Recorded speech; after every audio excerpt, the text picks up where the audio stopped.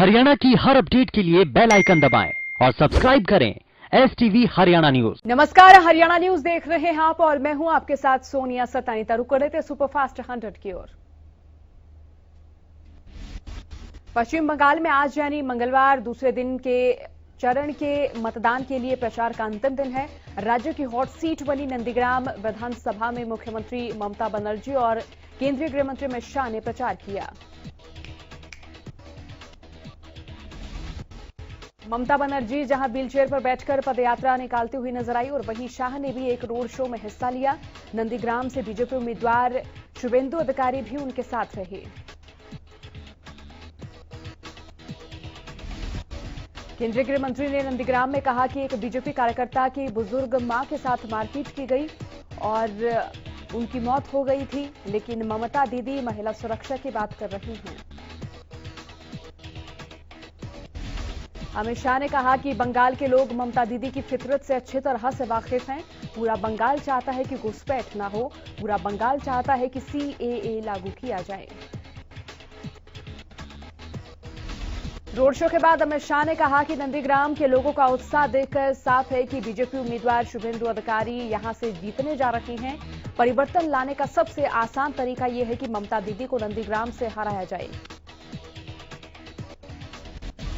देश के 4 राज्यों और 1 केंद्र शासित प्रदेश में विधानसभा चुनावों को लेकर प्रचार का दौर चरम पर है और इसी कड़ी में पीएम मोदी ने केरल के पलक्कड़ में रैली को संबोधित किया। बीजेपी के उम्मीदवार मेट्रोमैन ई श्रीधरन ने पीएम मोदी का स्वागत किया। केरल से प्रधानमंत्री मोदी तमिलनाडु के धारापुरम पहुंचे और इस दौरान मुख्यमंत्री ई पलानास्वामी भी उनके साथ मौजूद रहे।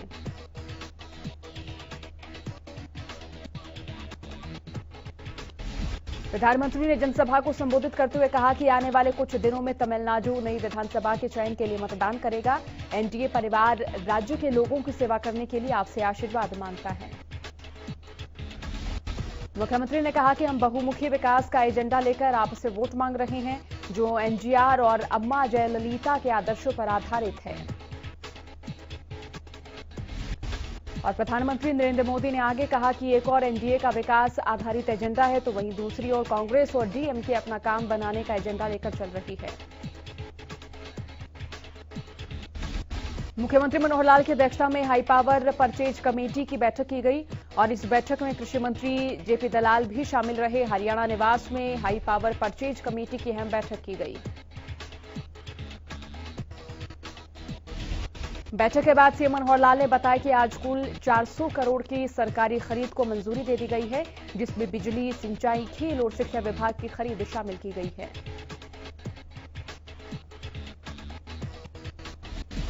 फसलों की खरीद पर सूबे के मुखिया ने कहा कि 1 अप्रैल से गेहूं और सरसों की सरकारी खरीद की पूरी तैयारी है और इस बार सरकार को सरसों खरीद की उम्मीद नहीं है, क्योंकि बाजार में सरसों एमएसपी से महंगी बिक रही है।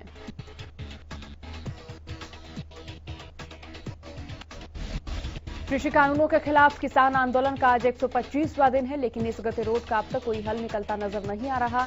एक और जहां किसान अपनी मांगों को लेकर दिल्ली की दहलीज पर डटे हुए, तो वहीं सरकार भी पीछे हटने को तैयार नहीं है।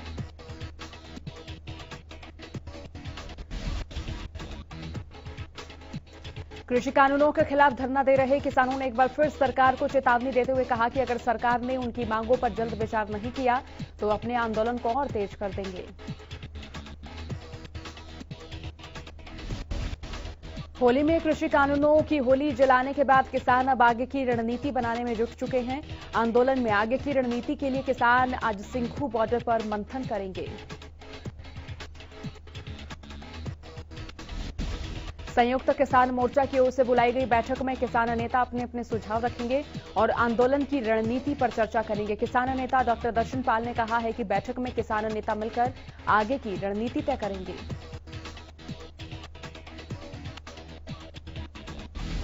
कयास लगाए जा रहे हैं कि सिंघू बॉर्डर पर आज होने वाली बैठक के बाद किसान अपने आंदोलन को तीव्रता दे सकते हैं। आपको बता दें कि आंदोलन के 4 महीने बीत जाने के बावजूद भी कृषि कानूनों पर कोई ठोस सहमति अभी तक नहीं बन पाई है।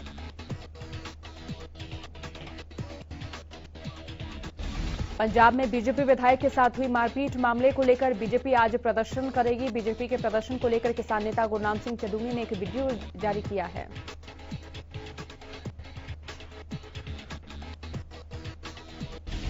वीडियो जारी करते हुए उन्होंने कहा कि इस सब आंदोलन को कमजोर करने के लिए किया जा रहा है। उन्होंने किसानों से अपील की है कि अगर 30 मार्च को बीजेपी प्रदर्शन करती है तो कोई भी किसान उसका विरोध न करे।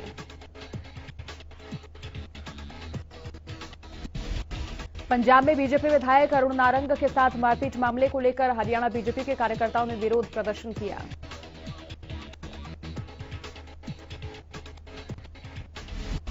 इस दौरान फतेहाबाद की सड़कों पर उतरे बीजेपी कार्यकर्ताओं ने पंजाब के सीएम कैप्टन अमरिंदर सिंह का पुतला फूंका और जमकर नारेबाजी की।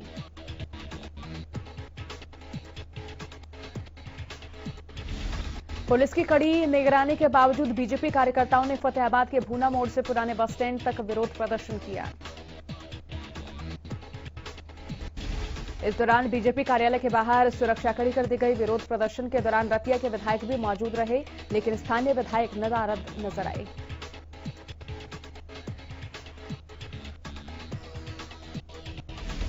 झज्जर के अंबेडकर चौक पर बीजेपी कार्यकर्ता और नेताओं ने कांग्रेसी नेताओं का पुतला जलाया। बहादुरगढ़ के पूर्व विधायक रमेश कौशिक ने बताया कि कुछ किसानों को बरगलाकर उन पर हमला कराया गया, जिसकी हम निंदा करते हैं। वहीं बीजेपी जिलाध्यक्ष विक्रम कादियान ने कहा, हमारे विधायक पर हुए हमले की भरसक निंदा करते हैं। कांग्रेस पार्टी का चरित्र इसी तरह का है। उन्होंने पंजाब के विधायक पर जो हमला किया है उसे बीजेपी बर्दाश्त नहीं करेगी। पंचकुला में भी बीजेपी विधायक से मारपीट के मामले में बीजेपी की ओर से विरोध प्रदर्शन किया गया। बीजेपी जिलाध्यक्ष अजय शर्मा के नेतृत्व में बीजेपी के पदाधिकारियों और कार्यकर्ताओं ने जमकर प्रदर्शन किया। बीजेपी कार्यकर्ताओं ने पंजाब सरकार का पुतला फूंका। इस दौरान पंचकुला मेयर कुलभूषण गोयल भी मौजूद रहे। इस मामले के लिए बीजेपी कार्यकर्ताओं ने कांग्रेस को जिम्मेदार ठहराया। यमुनानगर में विधायक अरुण नारंग के साथ हुई मारपीट के मामले में बीजेपी की ओर से प्रदर्शन किया गया। इस दौरान बीजेपी कार्यकर्ताओं ने पंजाब सरकार को बर्खास्त करने की मांग की।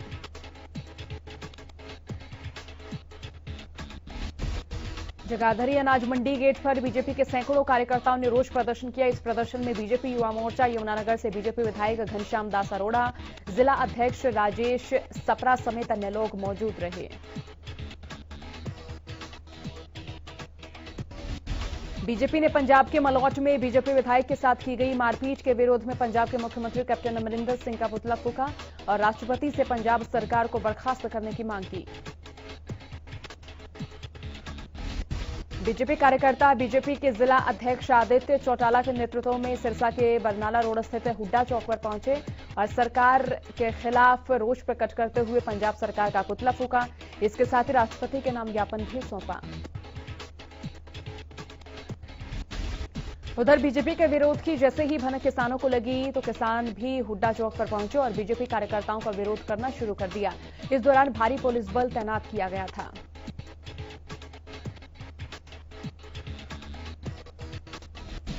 किसानों को रोकने के लिए पुलिस को कड़ी मशक्कत करनी पड़ी। किसानों और बीजेपी कार्यकर्ताओं के बीच किसी प्रकार का टकराव न हो, इसके लिए एसडीएम जयवीर यादव और डीएसपी आर्यन चौधरी भारी पुलिस बल के साथ तैनात रहे। वहीं बीजेपी के जिला प्रधान आदित्य चौटाला ने कहा कि विरोध करने वाले किसान नहीं हैं बल्कि राजनीतिक पार्टी के एजेंट हैं।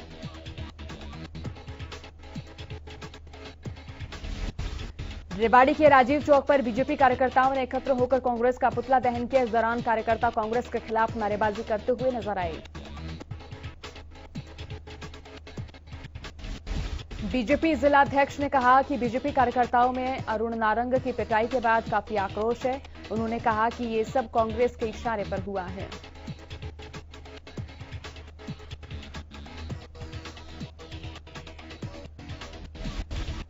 करनाल में भी बीजेपी कार्यकर्ताओं ने पंजाब के सीएम का पुतला फूंका। कार्यकर्ताओं का कहना है कि कांग्रेस कार्यकर्ताओं ने अरुण नारंग के साथ इस तरीके का दुर्व्यवहार करके लोकतंत्र की हत्या की है और इसी रोष में हमने कैप्टन अमरिंदर सिंह का पुतला फूंका।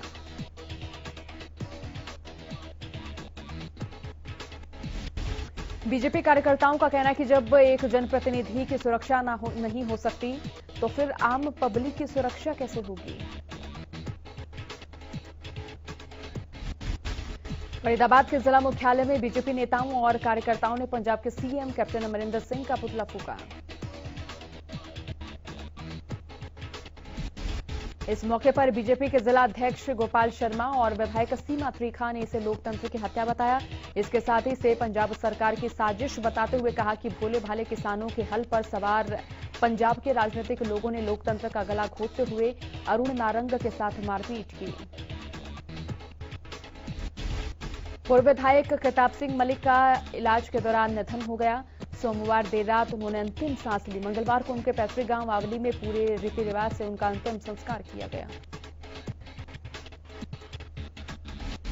इससे पहले सभी राजनीतिक दलों के नेताओं ने उन्हें श्रद्धांजलि दी। दरअसल 13 मार्च को प्रताप सिंह मलिक छत्तीसगढ़ किसी काम से गए हुए थे और उसी दौरान सड़क हादसे में वो गंभीर रूप से घायल हो गए थे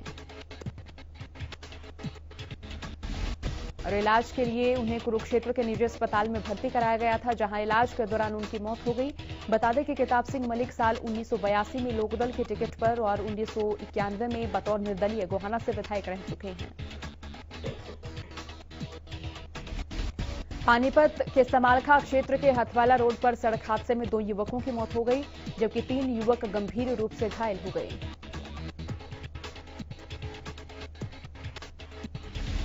एक घायल को रोहतक पीजीआई रेफर किया गया है, जबकि 2 अन्य घायलों का इलाज अलग अलग निजी अस्पतालों में कराया जा रहा है।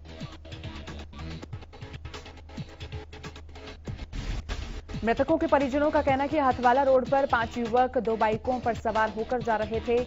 अगर दुर्घटना होती तो दोनों बाइकों पर निशान मिलते, लेकिन एक बाइक बिल्कुल सही सलामत है।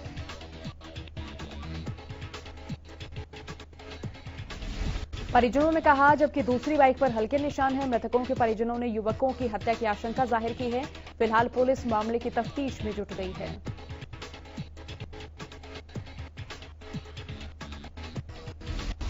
दक्षिण हरियाणा में जल्द ही एक मिल्क प्लांट लगाया जाएगा। इसके अलावा रेवाड़ी शहर से सटे रामपुरा गांव में 150 मीट्रिक टन की ऑयल मिल का भी शिलान्यास किया जाएगा।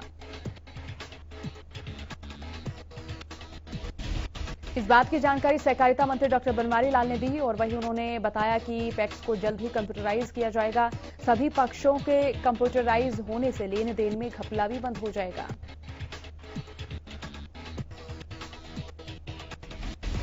बनवारी लाल ने बताया कि पहले चरण में प्रदेश के 100 पैक्स को लिया गया है और उसके बाद धीरे धीरे सभी पक्षों को कंप्यूटराइज कर दिया जाएगा।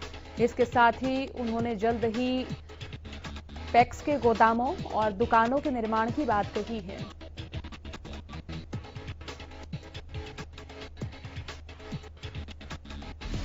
राज्य सूचना आयोग के आदेशों के बावजूद जुर्माना राशि जमा नहीं कराने वाले डिफॉल्टर जनसूचना अधिकारियों की अब खैर नहीं।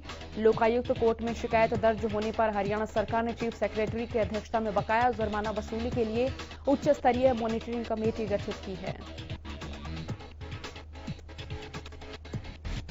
राज्य सूचना आयोग ने सभी डिफॉल्टर जनसूचना अधिकारियों की सूची सरकार को सौंपते हुए आयोग के कार्य को सुचारू करने के लिए रजिस्ट्रार सहित 5 कर्मचारियों की नियुक्ति की मांग की है। मामले की अगली सुनवाई लोकायुक्त जस्टिस एनके अग्रवाल 13 मई को करेंगे। पानीपत के आरटीआई एक्टिविस्ट पीपी कपूर ने 21 जुलाई 2020 को लोकायुक्त को शिकायत भेजकर आरोप लगाया था कि हरियाणा में आरटीआई एक्ट का भट्टा बैठ चुका है। राज्य सूचना आयोग ने साल 2006 से दिसंबर 2019 तक प्रदेश में राज्य जनसूचना अधिकारियों पर 3,50,56,740 रुपए का जुर्माना लगाया था, लेकिन 1,726 डिफॉल्टर जनसूचना अधिकारी 2.27 करोड़ रुपए से ज्यादा की जुर्माना राशि वर्षों से दबाए हुए बैठे थे। महेंद्रगढ़ की अटेली विधानसभा के थाने के बाहर गुस्साए ग्रामीणों ने युवक का शव रखा। पुलिस प्रशासन के खिलाफ जमकर नारेबाजी की। इसी बीच ग्रामीणों का आरोप है कि पुलिस को किसी ने 100 नंबर पर कॉल करके झगड़े की सूचना दी थी। ग्रामीणों का आरोप है कि अकेली पुलिस मौके पर पहुंची और युवकों की डंडों से पिटाई की, जिसके बाद युवक की मौत हो गई। ग्रामीणों ने मामले में उचित जांच की मांग की। इसके साथ ही मांग की है कि आरोपी पुलिसकर्मियों पर सख्त कार्रवाई की जाए।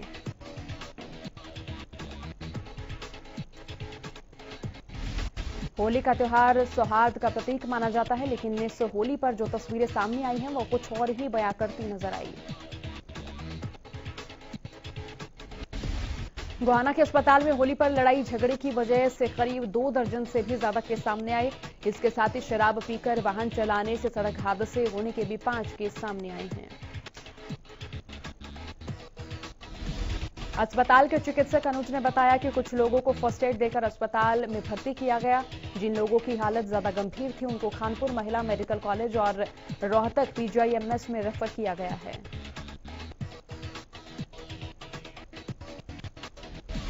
पानीपत के खजूर नगर में मामूली कहासुनी होने पर एक व्यक्ति की चाकू मारकर हत्या कर दी गई, जिसके बाद पुलिस ने एक्शन लेते हुए आरोपियों को गिरफ्तार कर लिया। दरअसल खजूर नगर के शमशान घाट के पास से जब युवक पवन अपने मित्र राजवीर के साथ बाइक पर सवार होकर जा रहा था, तब रास्ते में एक बाइक के साथ थोड़ी सी साइड लग गई थी, जिसके बाद दूसरे बाइक सवार ने गाली देने पर झगड़ा शुरू कर दिया। दोनों बदमाशों ने पवन को चाकू मारा, जिससे पवन की मौके पर ही बेहोशी हुई और पुलिस ने मामला दर्ज होते ही आरोपियों को गिरफ्तार कर लिया। देश में कोरोना की रफ्तार एक बार फिर से बेकाबू होती दिख रही है और देश में पिछले 24 घंटों में कोरोना संक्रमण के 56,211 नए मामले सामने आए और 271 संक्रमितों की मौत हो गई। हालांकि कल 37,000 से ज्यादा लोग कोरोना को मात देकर ठीक भी हुए हैं। भारतीय चिकित्सा अनुसंधान परिषद ने बताया कि भारत में कल तक कोरोना वायरस के कुल 24,26,50,025 सैंपल टेस्ट किए जा चुके हैं, जिनमें से 7,85,864 सैंपल टेस्ट कल किए गए। स्वास्थ्य मंत्रालय के अनुसार महाराष्ट्र, कर्नाटक, पंजाब, मध्य प्रदेश, गुजरात, केरल, तमिलनाडु और छत्तीसगढ़ में रोजाना कोरोना के नए मामलों में बढ़ोतरी दर्ज की जा रही है।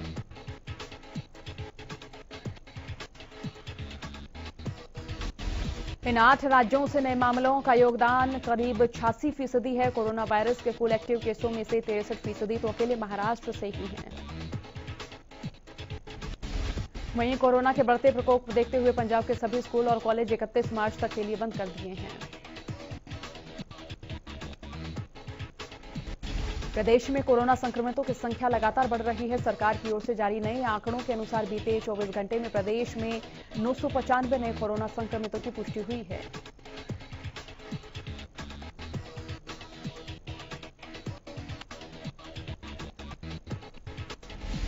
सरकारी आंकड़ों की माने तो गुरुग्राम में 280, करनाल से 159, फरीदाबाद से 97 नए कोरोना मरीजों की पुष्टि हुई है।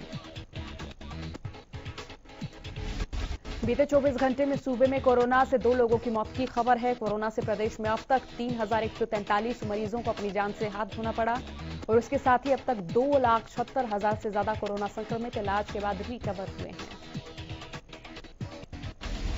गोहाना के गांव छिचड़ाना में एक महिला ने फांसी लगाकर आत्महत्या कर ली। सूचना पाकर मौके पर पुलिस पहुंची और शव को कब्जे में लेकर पोस्टमार्टम के लिए नागरिक अस्पताल भिजवाया।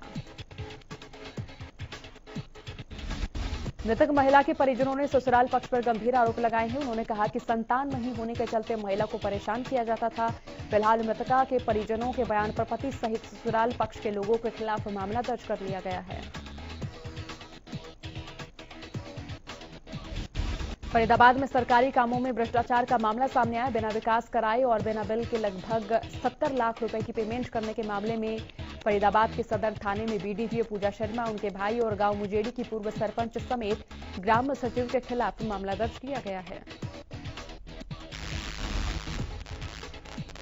और वहीं जिला उपायुक्त यशपाल यादव की शिकायत पर यह मामला दर्ज कराया गया और इसी के साथ एसीपी तिंगाव पृथ्वी सिंह के मुताबिक गांव मुजेड़ी में बिना कोई विकास कार्य किए करीब 70 लाख रुपए की पेमेंट कर दी गई। मामला सामने आने के बाद इसकी जांच के लिए कमेटी बनाई गई थी। कमेटी द्वारा जांच रिपोर्ट आने के बाद जिला उपायुक्त कार्यालय से मामला दर्ज कराने के लिए शिकायत भेजी गई थी। शिकायत के आधार पर करप्शन की धाराओं में बीडीपीओ पूजा शर्मा, उनके भाई ललित मोहन शर्मा, मुजेड़ी की पूर्व सरपंच रानी और निलंबित ग्राम सचिव विजयपाल के खिलाफ मुकदमा दर्ज किया गया है। सोनीपत में गेहूं की कटाई का काम शुरू कर दिया गया है, लेकिन इस बार हाथ से गेहूं की कटाई करवाना किसानों को महंगा पड़ने वाला है, क्योंकि मजदूर प्रति एकड़ 3 क्विंटल 40 किलोग्राम गेहूं प्रति एकड़ की डिमांड कर रहे हैं। अगर पिछले साल की बात करें तो प्रति एकड़ की कटाई के लिए मजदूरों ने किसानों से 2.5 क्विंटल से लेकर 3 क्विंटल गेहूं लिए थे। गौरतलब है कि सोनीपत में इस बार 1,40,000 हेक्टेयर भूमि में गेहूं की बिजाई की गई है। अंबाला में तेज गति से गाड़ी चलाने वालों पर ट्रैफिक पुलिस अब खुफिया कैमरों से नजर रख रही है। पुलिस कैमरे के जरिए इन लोगों को नजर रखकर चालान काटकर सजा दे रही है और उन्हें जागरूक भी किया जा रहा है। अमेरिका ने म्यांमार में लोकतांत्रिक सरकार की बहाली होने तक इस दक्षिण पूर्व एशियाई देश के साथ व्यापार समझौते को निलंबित कर दिया। म्यांमार में हुए सैन्य तख्तापलट के बाद प्रदर्शनकारियों पर की गई हिंसक कार्रवाई के चलते ये निर्णय लिया गया। प्रधानमंत्री KP Sharma Oli CPN UML ने पार्टी विरोधी गतिविधियों में संलिप्त रहने के आरोपों को लेकर वरिष्ठ नेताओं माधव कुमार नेपाल और भीम रावल को निलंबित कर दिया। अमेरिका में खुदरा कंपनी अमेजॉन के एक गोदाम के करीब 6,000 श्रमिकों ने मजदूर संघ बनाने या फिर ना बनाने के बारे में तय करने के लिए मतदान का सहारा लिया।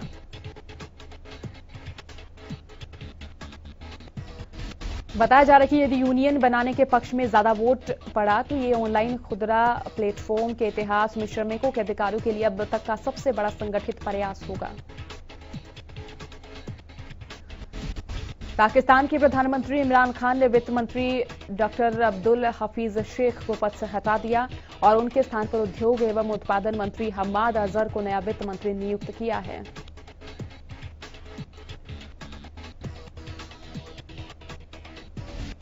सरकारी तेल कंपनियों की ओर से मंगलवार को फिर पेट्रोल और डीजल की कीमतों में गिरावट दर्ज की गई। दिल्ली में पेट्रोल का दाम 90 रुपये 56 पैसे हो गया और डीजल का दाम 80 रुपये 87 पैसे प्रति लीटर है।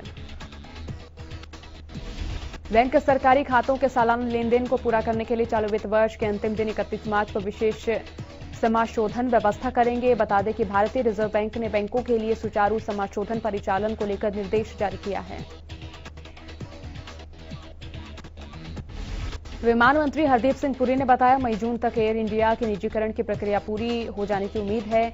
कई बोलीकर्ताओं ने एयर इंडिया को खरीदने में रुचि दिखाई है और उनमें से कुछ को शॉर्टलिस्ट भी किया जा चुका है। देश में कोयला आयात चालू वित्त वर्ष के पहले 11 महीनों में 13.6% से घटाकर 19.6 करोड़ टन रह गया। टाटा स्टील और सेल के संयुक्त उपक्रम एम जंक्शन सर्विसेज की रिपोर्ट में जानकारी साझा की गई। भारत के पूर्व allrounder Irfan Pathan corona virus से संक्रमित हो गए हैं। उन्होंने सोमवार को अपने ट्विटर हैंडल से बयान जारी कर इसकी पुष्टि की।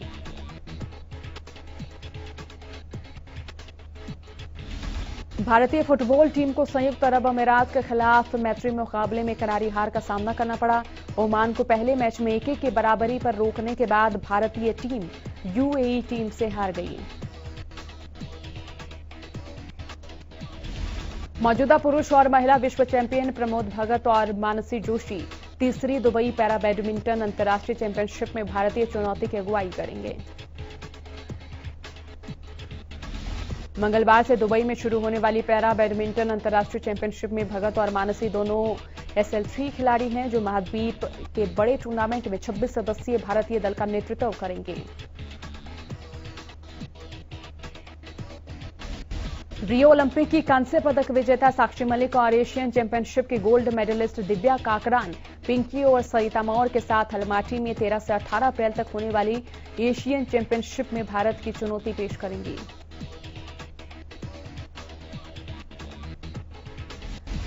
अभिनेता पारस कलनावत ने अपने पिता को याद करते हुए इंस्टाग्राम पर उनकी तस्वीर शेयर करते हुए लिखा, दुनिया के सबसे बेस्ट पापा, मुझे अफसोस है कि मैं आपको बता नहीं पाया कि मैं आपसे कितना प्यार करता हूं। अभिनेत्री कंगना रनौत की अपकमिंग फिल्म थलाईवी 23 अप्रैल को सिनेमाघरों में रिलीज होने वाली है और रिलीज से पहले उसके प्रमोशन के लिए एक्ट्रेस और फिल्म मेकर्स ने खास योजना बनाई है। थलाईवी प्रमोशन के बारे में एक्ट्रेस कंगना रनौत ने अपने ट्विटर हैंडल से वीडियो साझा कर फैंस को जानकारी साझा की। ये प्रमोशन की खास योजना फैंस के लिए ही बनाई गई है। कलर्स चैनल के सीरियल मोलक्की में नजर आने वाले टीवी एक्टर अमर उपाध्याय और उनकी को स्टार प्रियल महाजन कोरोना संक्रमित हो गए हैं। कोविड-19 टेस्ट पॉजिटिव आने के बाद फिलहाल दोनों घर पर ही क्वारंटीन हैं। होली के मौके पर आम लोगों के साथ साथ फिल्मी सितारों ने भी अपने तरीके से जश्न मनाया। एक्ट्रेस प्रियंका चोपड़ा ने अपने इंस्टाग्राम अकाउंट पर होली सेलिब्रेशन की कुछ तस्वीरें साझा की। प्रियंका चोपड़ा इन फोटोज में अपने पति निक जोनस और सास ससुर के साथ नजर आ रही हैं। इन फोटो में गुलाल और फूल मौजूद हैं। सुपरफास्ट खबरों में फिलहाल के लिए इतना ही। बने रहिए हरियाणा न्यूज के साथ। नमस्कार।